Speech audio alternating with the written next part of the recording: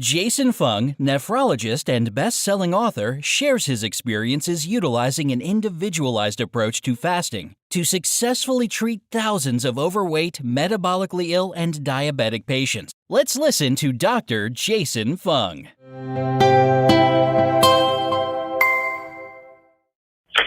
Yeah, I think that the top three, I think the number one would be really to stick to kind of whole, unprocessed foods, right? The added sugars to me is always the big thing.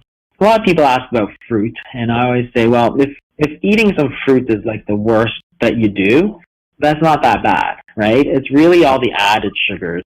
And it comes in a lot of processed foods that you don't even see, like sauces and stuff. You don't think you're getting a lot of sugar, but you are.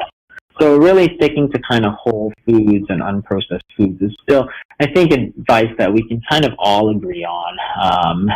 Number two, I think, is if it's too hard, then just don't eat, right? So increasing the amount of fasting periods, right? And it doesn't mean that you do like 40 days and 40 nights, right?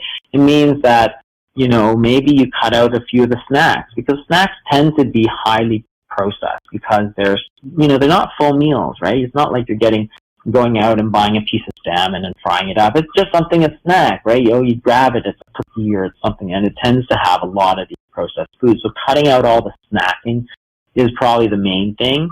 And then the third thing is like the breakfast. The breakfast is the big one, I think, because everybody's trying to get somewhere at breakfast time, so nobody has time, and that's why you eat toast and jam or muffin or a donut or whatever it is. It's always highly processed carbohydrates, usually with a lot of sugar, right? And so if it's too difficult to make some eggs for breakfast or something, then don't. Just go right through. The funny part, I think, about breakfast is that the very word itself actually tells you it's a meal that breaks your fast. It's not, you have to eat it first thing in the morning. You can break your fast at 12 o'clock, right? You can break your fast at dinner time. But the other thing it implies is that you have to fast every day, because you can't break a fast if you're not fasting. So it means that what they recognized, again, so many years ago, is that fasting is a part of everyday life. It's really just the flip side of eating, right? But those have to be in balance. The time you're eating and the time you're fasting. It's part of everyday life. And we've gone from, nothing after dinner to kind of breakfast, which is like a 12-hour fast every day, to just eat all the time. Eat until you go to bed, and first thing you get up, start eating, right? And it's like, you're going to lose that weight that way? You really think so? I don't. So again, in terms of cutting out the sugars, breakfast is a big one, right? There's a lot of sugars, a lot of processing, a lot of processed foods there, snacks.